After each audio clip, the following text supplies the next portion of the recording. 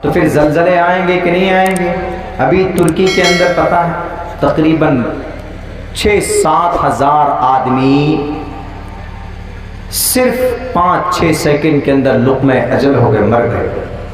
ابھی سوموار کے دن صبح 4:17 پر زلزلہ آیا، کئی شہروں کو تباہ و برباد کر دیا۔ تقریباً ابھی تک تو آج تک کی رپورٹ تھی 5300 لوگ ابھی تک ان کی لاشیں نکالی گئی ہے۔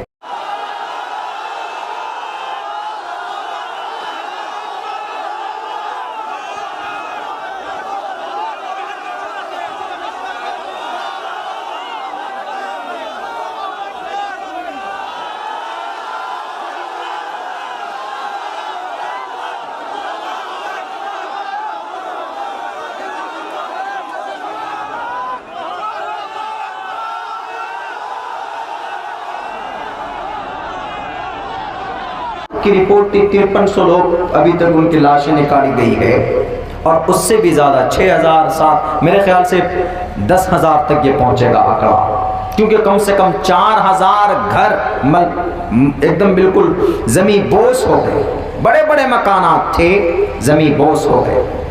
سائنس تو یہ کہتا ہے، سائنس کہتا ہے کہ یہ زلزلے کیوں آتے ہیں، لیکن قرآن و حدیث، قرآن و شریعت کیا کہتی ہے میں وہ بھی آپ کے سامنے رکھنا چاہتا ہوں۔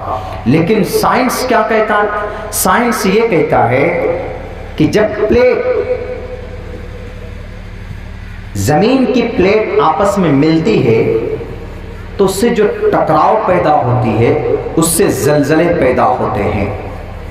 زمین کی پلیٹ، زمین کے جو حصے ہیں، گول زمین ہے، انڈے کی شکل کی جو حصے ہیں اس زمین میں تقریباً 4 تہ ہے، 4 کرسٹل، اس کے بعد مینٹل، اس کے بعد انر کور، آؤٹ کور۔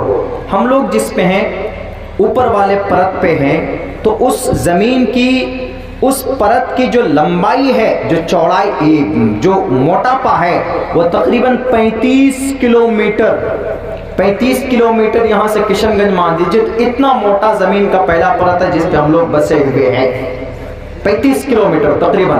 اس کے بعد جو مینٹل جو کور ہے اس کی لمبائی تقریباً 35 سے لے کر 2900 کلومیٹر اس کی لمبائی مینٹل، اور اس میں پوری آگ ہی آگ ہے، لاوا۔ اس کے بعد نیچے انر کور، آؤٹ کور، انر کور، آؤٹ کور۔ انر کور کی جو موٹاپا ہے وہ تقریباً 2900 کلومیٹر سے لے کے 5000 کلومیٹر، اتنا۔ اس کے اندر بھی گرمی ہی گرمی ہے، اس کے اندر پایا جاتا ہے لوہا، تانبا، سب اسی میں تیسرے پرت میں جا کر پایا جاتا ہے۔ اس کے بعد چوتھا کور ہے جس کے اندر سب سے زیادہ گرمی ہے، کوئی ٹک نہیں سکتا چند سیکنڈ کے لیے بھی وہاں پہ، اور اس کا موٹاپا تقریباً 5000 سے لے کر 7 یا 6000 کلومیٹر، اتنا لمبا، اتنا موٹاپا ہے۔ اب یہ بتائیے جو زمین ہم دیکھ رہے ہیں یہ ایسی بالکل گول مول ایک جگہ ملی ہوئی نہیں ہے، الگ الگ پلیٹوں میں بٹی ہوئی، حصوں میں بٹی ہوئی، الگ الگ حصوں میں، سائنس کے اعتبار سے الگ الگ حصے بنے ہوئے۔ پہلے ہمارا بھارت افریقہ میں ملا ہوا تھا، لیکن پلیٹ کے کھسکنے کی وجہ سے یہ ادھر جڑ گیا، اور ایسا نہیں کہ 100 سال میں، 200 سال میں، 300 سال میں ہمیں پتہ چل جائے گا کہ زمین کھسک رہی ہے، نہیں، ہزاروں سال لگ جاتے ہیں، سینکڑوں سال لگ جاتے ہیں۔ یہ سائنس کا عقیدہ ہے، سائنس کا کہنا ہے۔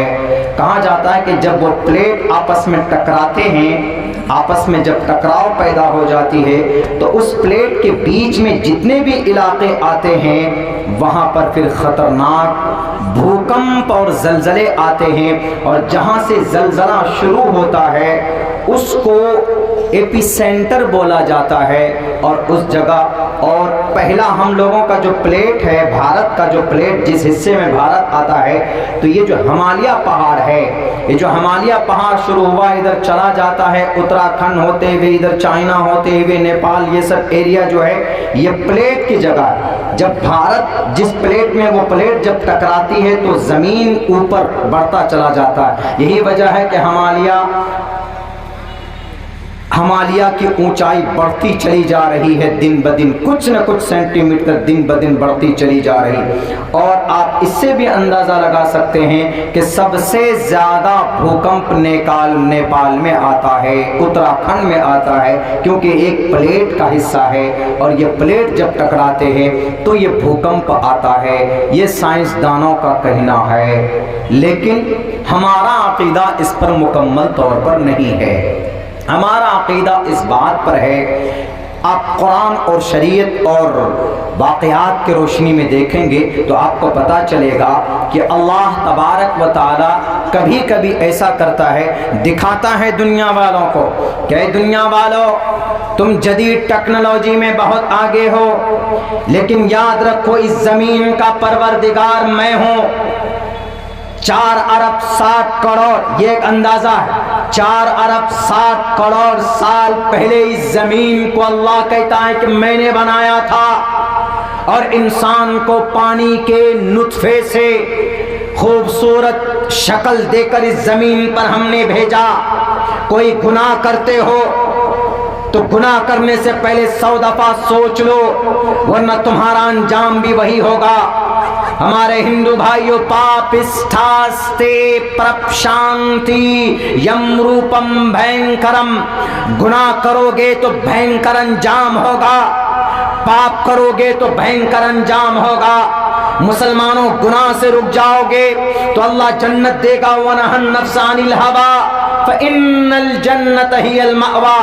گناہ سے باز آ جاؤ گے تو اللہ تبارک و تعالی آپ کو اس کے بدلے میں وَنَهَى النَّفْسَ. ایک آدمی کہتا ہے اگر میں جنتی، ایک آدمی کہتا اگر تم جنتی نہیں ہو، اگر تم جنتی نہیں تو میں میری بیوی کو طلاق. وہ مسلمان نہیں، وہ اپنے آپ کو کہتا ہے کہ اگر میں جنتی نہیں ہوں تو میری بیوی کو طلاق. سب یہ کہتا ہے کہ کیا پاگل پن کی بات ہے، یہ کیسے فیصلہ کر سکتا ہے کوئی کہ میں جنتی ہوں یا جہنمی ہوں.